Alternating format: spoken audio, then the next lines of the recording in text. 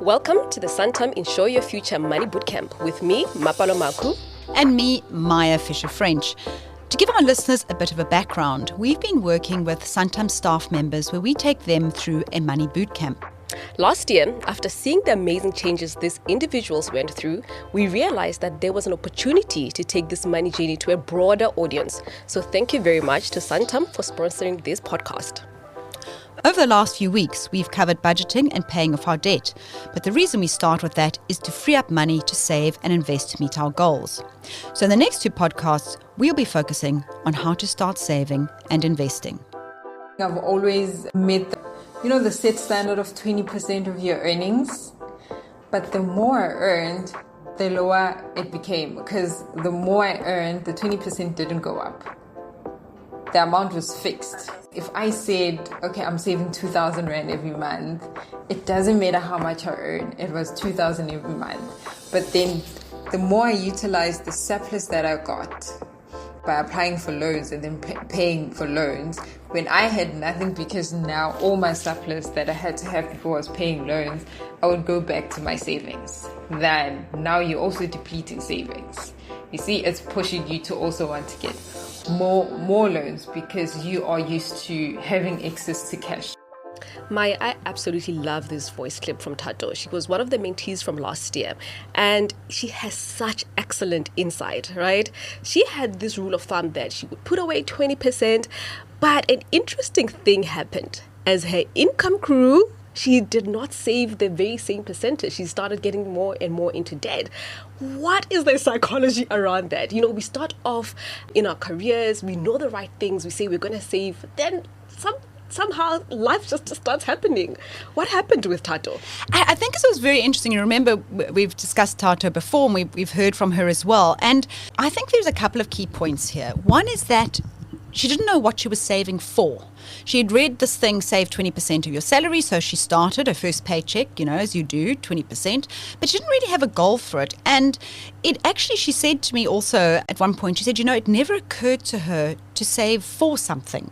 So she said it never occurred to her to save for a couch or save so that you can travel. It just wasn't in her mindset. And of course, what she found was that the more money she earned, the more credit banks were prepared to offer her. So why save for something when you've got the credit line available?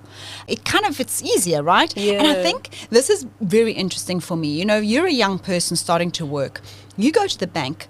The first thing they give you is a credit card. The first thing they give you is a credit facility. They don't say to you, what are your goals in the next 5 years? And if one of her goals had been to buy a car or to own her own home, imagine instead saying, well, that disposable income, how about starting to put it towards that? Or if you're planning on even renting, maybe you'll want to put curtains up. How about starting to save for a deposit for that rental, for the curtains? And I think that mindset is quite important to discuss. And I think that's why it's really important to start having a saving goal. And we're going to cover that, whether you're buying an appliance, fridge. How do you save for a fridge? You don't have to buy a fridge on hire purchase. This is going to blow your mind, but you do not have to take it on hire purchase. Maybe there's a goal of deposit on your home or your kids' education or retirement. Yeah, no, absolutely, Maya. And I think it's such an important conversation that we're having today because even every single time when I do my coaching sessions, people will have a credit facility that is more than what they earn on a monthly basis. And when I ask them, why would you do that?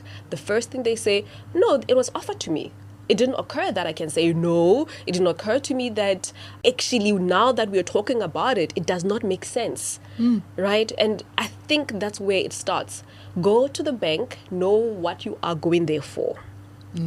Know what you're going there for because you will get lured into a debt trap by not even realizing, just saying, oh, well, it was offered to me, so I'm going to take it. And it's like dangling a carrot in front of a donkey. You will bite. If I've got 5,000 Rand disposable income, the bank will probably give me 50,000 Rand of credit. So I can turn 5,000 Rand instantly into 50,000 Rand. It's very tempting. But of course, as we understand, the consequences of that are enormous. But imagine instead putting that 5,000 Rand away every month. In 10 months, you've got 50,000 Rand and you don't owe anybody any money. That is incredible. So it is, I think that's why it's really important to understand why do we save and what are the kind of goals that we're saving for. So maybe we should unpack that a little bit. Let's do that. So I think the first thing when we talk about savings is an emergency fund. What is an emergency fund? Why do you need an emergency fund? And I must say, Maya, your credit card is not your emergency fund. So that's one of the misconceptions I often get. People say, oh no, I have access to credit. That's my emergency fund. No, that's the bank's money. It's not your money. It's definitely not your money. And it is interesting because Tata also said to me, she said, Maya, it had never occurred to me. She used exactly that, a credit as emergency fund. It had never occurred to her to have an emergency fund. Yeah, to actually save for it, to have some sort of savings set aside to say, goodness, if a pothole breaks my tire, if I have a geyser burst, or some sort of emergency happen, that you have money sitting there to take care of that. That is a wild concept, Maya. It's a wild concept, and it's also what also blows people's minds is that when we're getting people out of debt, we often say to them, before you start accelerating your debt repayments, start with an emergency fund. Yes. And they're like, and I mean, I've even seen people on debt counselors saying, oh, that's ridiculous, you should only focus on your debt. What happens if you hit an emergency? You are going to go back to the very same debt you're trying to pay off. Exactly. So it's so important to actually start with an emergency fund. And I always say to people, try and have 15,000 Rand, because that's a good starting point. Yeah. I mean, ideally we want to reach the 3 living 6 expenses, months. but it takes time to get there. But at least if you've got 15, I mean, if I think of all the emergencies I've had to pay recently, which is, I mean, they never stop, do they? That kind of covers most of them. Yes. And there's usually something that happens, the fridge breaks down or something. My laptop, the screen cracked. The screen it's 4,000 cracked. to fix it. So an emergency fund comes in handy. But Maya, I like what you just mentioned, that it does take long. And I think sometimes that's what deters people. Like, goodness, when am I going to reach? So let's say, for example, your income is 10,000 and you're saying it must be 6 months of your expenses. So that's around 60, right? Maybe less, around 50,000. And someone says, how the hell am I going to get to 50,000? I have such a good example. I had an email from an older couple that I had coached a long time ago. They sent me an email 2 years afterwards. They say, we have 6 months worth of expenses and it took us 2 years to get to this point. And we take for granted that it does take time, but just get on with it. And I like the fact that you're saying, start with 15,000. Let that be your goal. Then from there, you up it and up it and up it. So I think another really good one to build your emergency fund, there's 2 sort of strategies there, is, to allocate in your monthly salary. So when you look at our budget schedule that you can find on the link that we have on the podcast, you'll see there's a line there that says emergency fund. So even if it's 5% or whatever you're putting away, so every month you are putting some money away to grow that. And of course, bonuses or tax refunds, all of these things, that those little bit of windfalls that you get, you say, I'm going to use that to build my emergency fund and to get it to that place. But this is my question to you. Do you think that it makes sense to have 6 months of expenses covered? That is quite a lot of money sitting in cash. Absolutely. I mean, for me, 3 months feels, sufficient. Yeah. And then maybe a really good point to this is to actually say, where do you put the money? Yeah. So where do you put your emergency fund? My emergency fund, Maya, because I know myself, right? Because part of the equation of personal finance is knowing yourself. If I'm having a bad day or a bad week, I will probably go on a little, short left on the weekend, and I will use my emergency fund. So for me, I put it in 32-day notice, and I know I'm not going to wait 32 days to get my money when in an emergency. But what I do is I know it's a layer of protection against myself. And under normal circumstances, for example, when I'm tempted to just take a short left, I know that I'm going to pay a penalty. So I know it's not worth it. So it's like a barrier for me. I need stuff like that. I need stuff like that for myself because I know myself.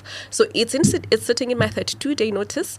And like you said, for me, it's actually 2 months only. Then the rest, I put it in a money market, in bonds, so that it does earn something for me. It is working for me, but it's not in a completely risky, it's not sitting in equities. But for me, that layer of protection, I need it. So, and I think this is really important because people often don't understand the different types of accounts that you have with the bank. So you have your transactional account, obviously, which is where your salary gets paid in. Yes. Hopefully you have salary and that gets paid in there. Mm-hmm. You don't want to leave your emergency fund in there. No, yeah, okay. I will use it. Of course, I would use it too. It would be like, this feels like an emergency. So then you've got something like these little savings accounts that are often linked to your bank account. Certainly I'm with Nedbank and they've got those little savings pockets, which I can call. And maybe this is going a little bit onto the next topic about how we manage lumpy expenses, but I often put a little bit of money in those because they are instantly available.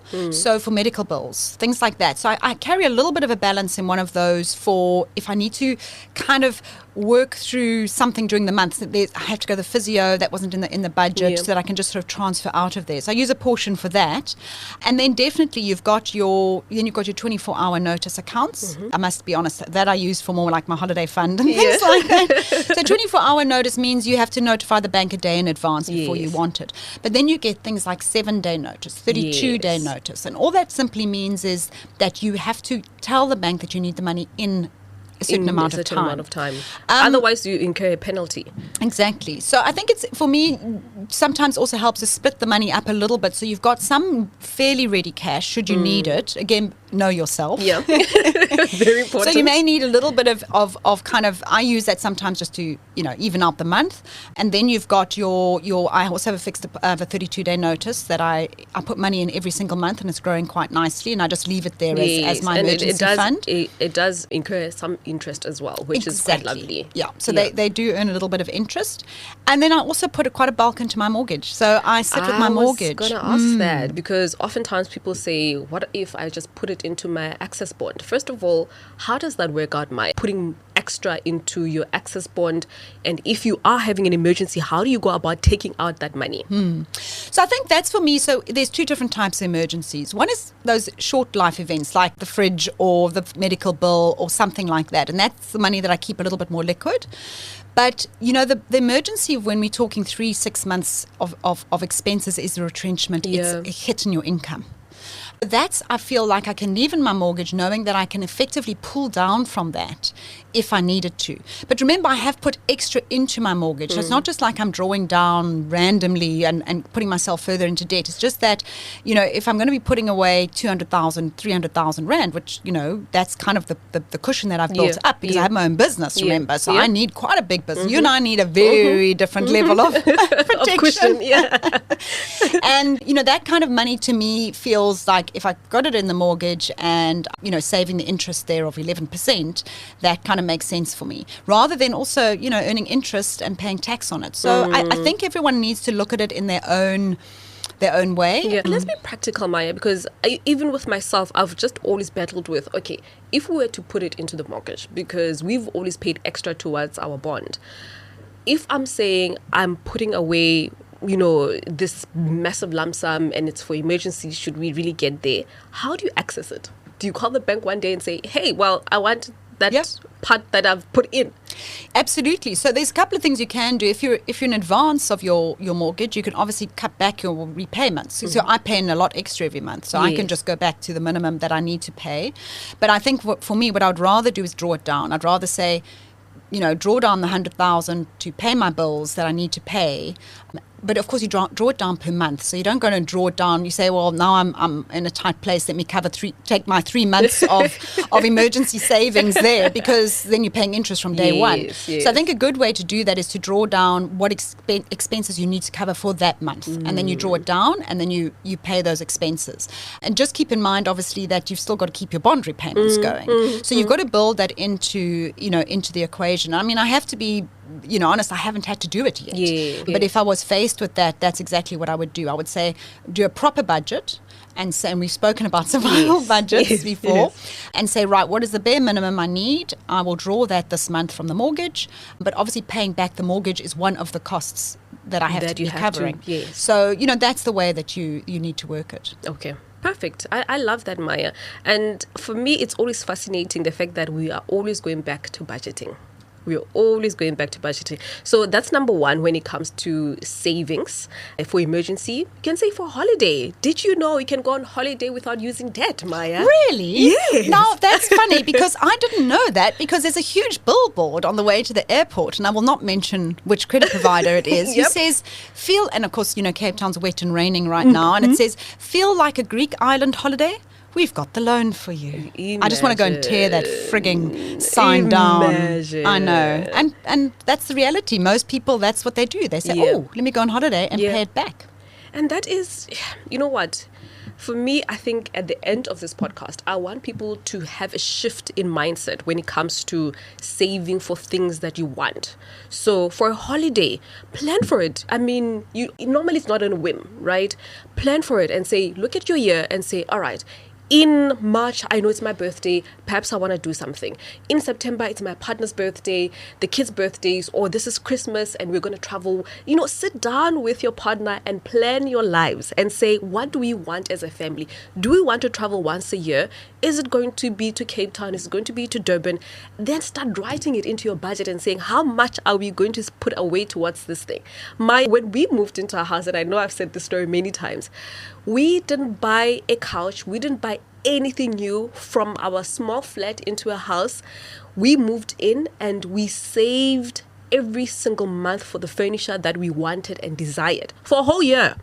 For a whole year, Maya. We still had that small round table. It fit like into a corner and there was a massive space just empty. But we knew that I did not want to sit on a couch that I owed. Exactly. I just did not want Yeah. to. You're sitting there thinking, this couch, I've got to remember, because if I don't pay next month, they're going to come and take it away. And you've also got time to think about it, to shop around. And I think we've spoken about this before. I can't remember, about the psychology of money, where your dopamine levels are actually around anticipation. So you get the retail high from anticipation. So you are anticipating for a whole year that couch. Yeah. You're getting so much joy out of buying that couch. For a whole year, you're thinking about it, looking at it, shopping. That is actually going to give you a much bigger high than going on, putting on, buying it today and then paying it off over the next 2 years, by the way. Because that is insane. You pay back double the cost. Yeah, no, 100%. And I don't think people really, really understand that. And I'm so glad you've made this point as well. And I mean, if I think about, my Japan trip, that was my 25th wedding anniversary. It was 5 years of planning. We don't just suddenly put it on the credit card, and I think that's important. But I do save for holidays. I love my holidays. I use my little account that's linked to my bank account. And I think what's really important, and I would also encourage everyone, go find out what your bank offers and what interest rate they offer on those products. Yeah. And also don't just go with the people that you've been banking with. Shop around. Say, okay, my bank offers this. Let me see what else is out there. What do other banks offer? We are so married to our banks. It's insanity for me. Yeah. Absolutely, and spend a little bit of time. And even if it's, on mine, these little savings accounts that are linked to my bank account with Nedbank, they're actually paying really good interest. And I didn't realize until I opened, I was looking, I thought, gosh, this is actually a good interest rate. Interest, yeah. And sometimes the banks, they're trying to promote a certain product. I think that one's called Just Save or something. Yes. And they'll actually offer quite high interest. So I think it is worthwhile also just looking into the interest rates and seeing how you can save and get a little bit of a boost on those savings. I mean, look, every rand helps towards the holiday. So, I mean, we've spoken about the emergency fund, and saving for your holiday. But also the other thing that I find people do not plan for at all are the expenses they know of that are coming up. They come up every year. School fees, a car service, birthdays. Yeah. And those are not necessarily something we have every single month. So when it happens, it becomes this thing where you go into overdraft for it. Yes. No, 100%. And with one of the mentees, what I asked them, I said, draw up a budget for 6 months. And they looked at me like I was crazy. Like 6 months. I said, your normal regular expenses, your fixed expenses, put them in there. But you know that in September, it's someone's birthday, right? You put it in there. So already you're anticipating that this month or in the next 2 months, or I need to start putting money away for a birthday gift. Because normally those are the things that end up, digging into our pockets, and we're thinking to ourselves, where did my money go? And so also interesting, one of my mentees we're working with this year, her son's birthday is in February. and she wants to give him a really, really great birthday party. Yes. And I said, right, how much do you want to spend? This is the amount. Okay, how are we going to reach there? What do we need to put away each month now into that? And again, these little savings accounts linked to your bank account. And I said, call it the name of the birthday party, your son's name, and start putting the money into there. Because I'll tell you one thing. You were talking about the discipline of not drawing on your emergency fund. If you give something a name, and especially if it's got your child's name on it, you're a lot less likely to draw on it to go and buy shoes, right? You're going to say, oh, no, that's my son's birthday party money. So I'm a really big fan of these little savings pockets, naming them, having a goal for each of them. And I think that's a really, really important part of planning. And the other thing is things like car maintenance. And I call that a contingency fund rather than an emergency fund. So the emergency fund of things that you don't know are going to happen. Yes. But what about just saying, you know what, I'm going to have a car service sometime this year. I'm probably going to have to put tires on my car at some point. And actually just building up a little bit of buffer for those sorts of expenses that again are going to come up during the year. No, absolutely. So what about, where do you put your child's education? So for the medium term, let's say, for example, in the following year, we are in what now? Where are we? July. July. Where are we? Not. August. Yeah, we're in August. Sorry, that's going to sound very weird to the listeners, but the reason is that we're pre-recording this time when we're trying to work out when we're releasing it. But we're still within this year, yes, okay? We're in 2024. But you know that your child is going to school, in primary, high school, university next year. Where do you put this money? Because oftentimes people say, oh no, I want X amount. Should I be putting it into a proper investment? Should I be putting it into just a normal savings account? Because it is short term. So I think it's important, today we're really talking about saving. Yes, and saving is very much short term, the next year or two, okay? And I think in the next podcast, we must discuss saving for your child's tertiary education in 10 years' time. Because those are very different things. Yeah. So if your kid's you want to send your child to university in 10 years' time, we're going to talk about that in the next podcast. But yes, in January, my son's university fees are due. Let me tell you, university it's a lot of money. So what we do personally is we actually put that into our mortgage as well. So we do put that in, and then we draw it out in January, and we put in every single month that extra. But I also have, for more sort of contingency fees or other expenses, I do have a little account called school fees. Yeah. So, that. But I think it's either or. You can just put that into your little savings account is called school fees, and then in January you've got the money and you can pay for it. Or even if it's not that you're going to pay it in full, maybe next year you're going to pay every month for your school fees, but you're building up a little bit of a pocket for next year for the school tour or the unexpected expenses. So I think I use both. And you?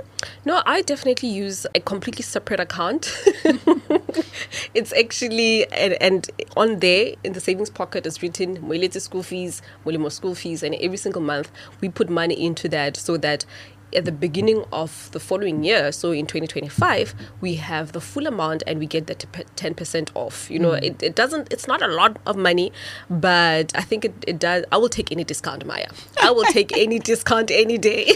But I think what's also great is you start the year knowing you can pay your child's school fees. Yes. It's not like, as you enroll that child, you can literally say, here's the money, it's done. And it's a big I don't have to think about it. For me, it's one of the biggest reliefs. So this year we couldn't do that. We paid half the school fees. We paid only for 6 months, for 6 months. Then to say, okay, we'll pay it off every single month after that. But it's such a big relief knowing that there are funds for this child. I don't have to worry about it. I don't have to really think about it. It's such a massive relief for me. Absolutely. And I think it's really important for us to discuss in the next podcast, the bigger, getting ready for university and getting ready for those bigger school fees, even if it's a private school fee for high school, whatever your goals are, we're definitely going to be discussing that next week. But before, I do want to get on to some of the goals that maybe in a year or 2 years' time, the parents, a deposit on your home and things like that. But before I do, one thing we didn't mention is where not to put your emergency fund. Because you had a mentee last year who was using her tax-free savings account as an emergency fund. Yes, Maya, that is so important. So she was putting away 3,000, the maximum that you can put into a tax-free savings account. And she was doing this saying, oh, I'm saving for my child's education for the following year. And at the beginning of the year, she would take out these funds and pay the school fees. That is one way you do not use your tax-free savings account. So for short-term savings, use a simple savings bank account, where you earn minimum interest, that you won't lose the money, that it's easily accessible. I think that is very, very, very important, Maya. Very. And I think, I want to unpack this in the next podcast when we talk about tax-free savings accounts. But, you do not need to save tax on interest when you're just putting 3,000 Rand away a month, okay? You already have 23,500 Rand, I think it is, that you can get tax-free interest. You don't pay tax on your first 23,800 Rand of interest anyway. So don't waste this precious resource of a tax-free savings account on something that you're going to be putting into cash, into interest bearing, and you're going to draw it out every year. And the thing is, one of the mentees realized this year when we spoke about a tax-free savings account and what not to do, which we'll get into much deeper, you are eating away at the lifetime limit. When she realized that, she was just gobsmacked as well. And again, every single year we see how people just use this tool, this investment tool, completely the wrong way. So if anything you get out of this is that do not use your tax-free savings account as a normal savings for short-term goals. Exactly. So I would say anything that's less than 10 years, you shouldn't really be using a tax-free savings account. But we will explain more of this in the next podcast, which is why we're putting the teaser in now so that you'll definitely sign up for it. But what about goals so we've spoken about, I suppose school fees next year, but what about things like a deposit on your home or building your parents a home? That's an interesting conversation. Very interesting, Maya. What I found, and remember again, we go back to how we view money, how we perceive money, right? One of the things a mentee told me was that they built their parents a home. They say, I grew up in such a hard way. My parents didn't have a home. And one thing I've always told myself was, when I get a job, I'm going to build my parents a home. And it's a noble thing. It's a wonderful thing. If you can, absolutely do it. But what people do is that they put themselves under so much pressure, they end up taking out personal loans, credit card, and all sorts of credit lines to build a home, whereas the thinking should be, how much is it going to cost for me to build this home? For her, it cost her 300,000, right?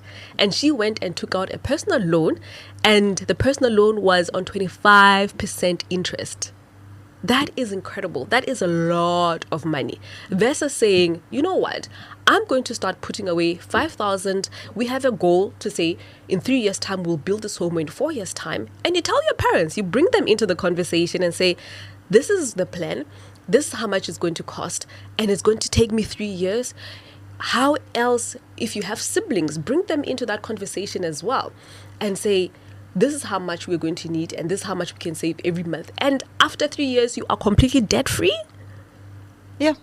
I mean, I was just thinking about it. You were saying sort of 25%, and I was doing the maths in my head. On 300,000, you're looking at about 70,000 Rand in interest in 1 year.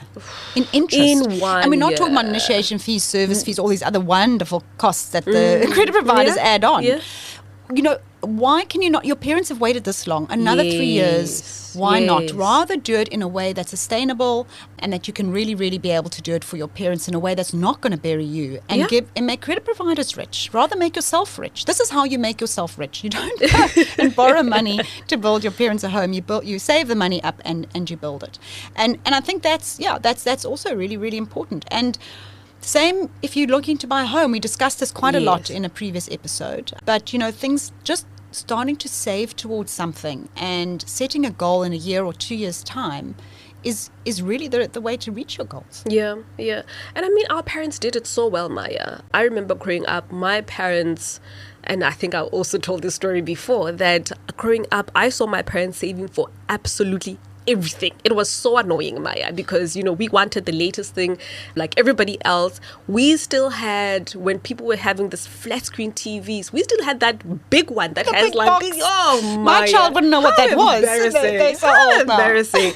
But literally, my mom is the type of person who will say, okay, how much does it cost? She breaks it down, says, okay, every month I need to save this much, and I know I'll have this item in the next how many ever months. And everything that she has ever owned, my mother has bought with cash. And trust me, as a young person growing up, everybody else has like very sexy things in their household. And your mom is still waiting and telling you, no, we'll probably have it in a year and 6 months' time. But I promise you, it's worth it. It's worth it. Once you have that thing and you know it's yours and you're not paying it back with interest on top of that, it's really empowering, I find. And also, the joy of ownership doesn't last as long as the repayments do. I think it's a really good place to end it. As I said, we just wanted to look at those more immediate savings for a goal in the next year or two. So it's your emergency fund. We've discussed, Maplo and I both have very different approaches, so you can choose which one works for you. And that's the lovely thing, Maya, about this podcast is that we have two voices and, we manage our money slightly different. But the thing is, it's your personal finance journey. Find something that works for you and just run with it. Absolutely. So that's it. Emergency fund. Do an annual budget so that you know the things that are coming up and put the money aside for that. We've discussed those little linked accounts to your bank account, really good for those. If you're looking to build your parents a home or your own home or your own deposit, start putting money away for that again. Now, those sort of accounts, your call accounts can be very good for that as well. And also, of course, your own mortgage is what I use for school fees for next year. So work out what works for you. So we'd love to hear from you. So, post your comments on social media and please listen into our next podcast because there we're going to delve into investing, which is probably longer term for those longer term goals. And we definitely will be unpacking tax-free savings accounts. I love investing. I'm so excited for the next episode. Investing's building wealth. Savings more to achieve a goal in the short term, but investing's where your money works a little bit harder than you do. Yep.